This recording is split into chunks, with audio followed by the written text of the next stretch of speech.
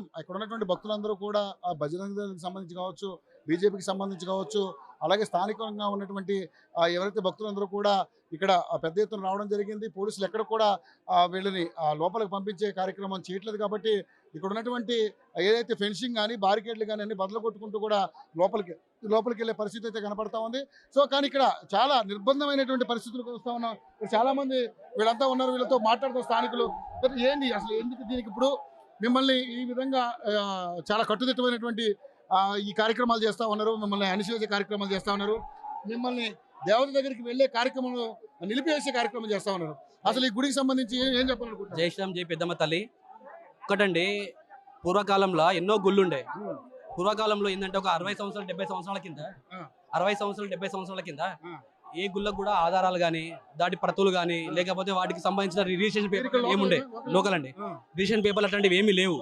ఏమీ లేనప్పుడు వాళ్ళు అప్పటి నుంచి ప్రార్థన చేసుకుని వస్తారు, పూజించుకుంటూ వస్తున్నారు, అప్పటి నుంచి బోనాలు తీసుకుంటూ పూజించుకుంటూ వస్తున్నారు. అట్లాంటప్పుడు అక్కడ ఒక సెంటిమెంట్ ఉంది. సెంటిమెంట్ ఉన్నప్పుడు ఇక్కడ ఈ ఏరియాకి సంబంధించిన అధికారులు ఎవరైతే ఉన్నారో గుడి ఉందని వాళ్ళకి తెలుసు, అన్ని రకాలుగా వాళ్ళకి దాని పత్రాలు అవన్నీ తెలుసు వాళ్ళకి దానికి సంబంధించిన విషయాలు. అట్లాంటప్పుడు వాళ్ళు గుడి దగ్గరికి వచ్చినప్పుడు బోనాలు తీసినప్పుడు అది బోనాలు ఏదో అర్ధరాత్రి దొంగచాటుకు తీలేరండి, పబ్లిక్ గా పట్టా పగలు తీసిరు బోనాలు. అది బ్యాండ్ బాజా బారాత్తో తీసిరు. అదే అందరి సమక్షంలోనే స్లాబ్ వేసిరు.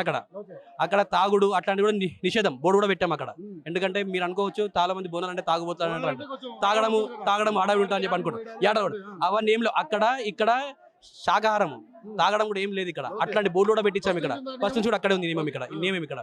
అట్లాంటిది ఇక్కడ ఏంటంటే ఇక్కడ హిందువులు ఏంటంటే మనది హిందూ దేశం అనుకున్నాం, మనది హిందూ ప్రాంతం అనుకున్నాము, హిందూ మెజారిటీ దేశం అనుకున్నాం. కాబట్టి మనం ఏంటంటే రిజిస్ట్రేషన్ చెప్పలేము, దాన్ని తొందరపడి ఏం చేయలేము. మన గుడి కదా, మన గుడిని ఎవరు తీసేస్తారని చెప్పేసి అనుకున్నాం. కానీ అర్ధాంతరంగా ఎంఆర్ఓ ఇక్కడ అక్రమాలకు పాల్పడుకుంటూ భూ కబ్జాలు చేయించుకుంటూ తన బినామీలతో భూ కబ్జాలు చేయించుకుంటూ ఎంఆర్ఓనేనండి. ఖచ్చితంగా ఎంఆర్ఓ వెనుక భూమాఫియా ఏదైతే ఉందో, భూమాఫియా ఏదైతే పక్క ప్రభుత్వం రేవంత్ రెడ్డి కనుసన్నలోనే జరుగుతుందండి. రేవంత్ రెడ్డికి బయట నుంచి ఇక్కడికి పరిశ్రమలు కానీ ఇన్వెస్ట్మెంట్స్ కానీ తీయడానికి చేత కాక లిక్కర్ మీద మొన్న చూసారు మీరు, గ్రామానికి లిక్కర్ షాప్ ఓపెన్ చేస్తామని చెప్పారు. అదొక విషయం. వీళ్ళకి ఏంటంటే వీళ్ళకు దద్దమ్మలు చాతగా, ప్రభుత్వాలకు చేత కాదు ఇన్కమ్ సోర్స్ ఎట్లా తేవాలని చెప్పేసి.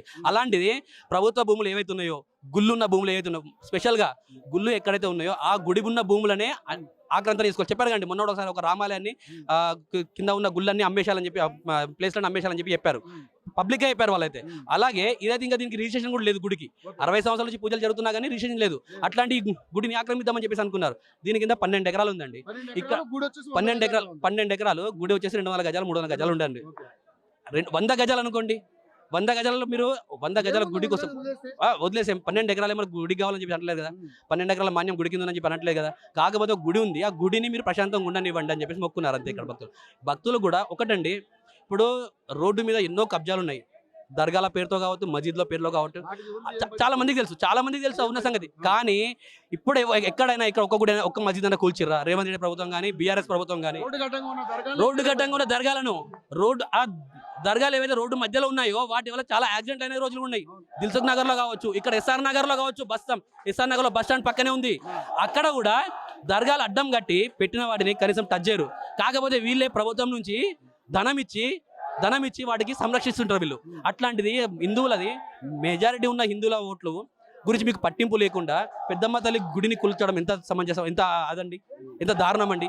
ఒకటండి, సరే పెద్దమ్మ గుడికి మీరు కూల్చోకుండా మీరు దాని చుట్టూ ఒక కంచె వేసి ఇక్కడ నిషిద్ధం అని చెప్పిన అయిపోతుండే. కానీ ప్రాణ ప్రతిష్ఠ చేసుకున్న పెద్దమ్మ వారి విగ్రహం మీద మీరు స్లాబ్ మొత్తం పిల్లర్లతో కూలగొట్టి స్లాబ్ మొత్తం అమ్మవారి మీద పడేట చేశారు.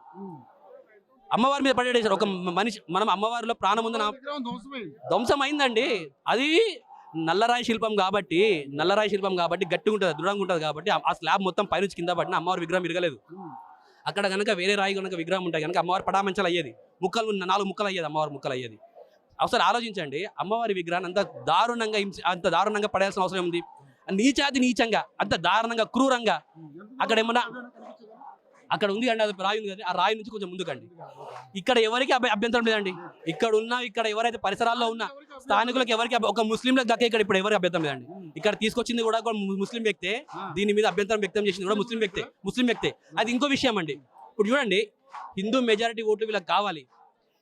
వీళ్ళకు వీళ్ళకి ఎప్పుడైతే వీళ్ళకు నామినేషన్ పత్రాలు ఇస్తారో ఎమ్మెల్యే కానీ ఎంపీ కానీ నామినేషన్ పత్రాలు ఇస్తారో ఈ కాంగ్రెస్ ప్రభుత్వానికి ఆ నామినేషన్ పత్రాలు తీసుకెళ్లి పెట్టేది ఎక్కడండి గుడి దగ్గరనే పెడతారు అమ్మవారి దగ్గర అయ్యగారి దగ్గర దేవుని దగ్గర పెడతారు అదే దేవుని కూర్చోడానికి వచ్చారు మళ్ళీ అంటే వీళ్ళకు వాడుకోవడానికి మాత్రమే దేవుడు కావాలి వీళ్ళకు అవసరానికి వీళ్ళకి క్యాష్ చేసుకోవడానికి మాత్రం దేవుడు అవసరం లేదు భూములు అమ్ముకోవాలి అయితే ఇంకో విషయం అండి ఇక్కడే అమ్మవారి వెనక స్థలంలో స్విమ్మింగ్ పూల్ ఉంది స్విమ్మింగ్ పూల్ ఉందండి అమ్మవారి వెనక స్థలంలో ఆ స్విమ్మింగ్ పూల్ కూల్చలేదు మళ్ళీ అది ముస్లింలు కట్టుకున్న స్విమ్మింగ్ పూల్ మళ్ళీ వెనకాల కబ్జాలు ఉన్నాయండి అమ్మవారి గుడి వెనక చేసుకున్న కబ్జాలన్నీ కూడా ఎవరు తీయలేదు వాటికి ఏం లేదు వాటి పేపర్ పత్రాలతో సహా ఇక్కడ మా దగ్గర ఉన్నాయి వాటి పత్రాలతో సహా మా దగ్గర ఉన్నాయి కానీ వాటిని కూల్చలేదు ఆ స్విమ్మింగ్ పూల్ కనీసం ఏలు పెట్టలేదు ఎందుకంటే అది ముస్లింలది మైనారిటీలది అని చెప్పేసి కానీ హిందూ మెజారిటీ వాళ్ళది హిందువుల గుడి కాబట్టి కూల్చారు అది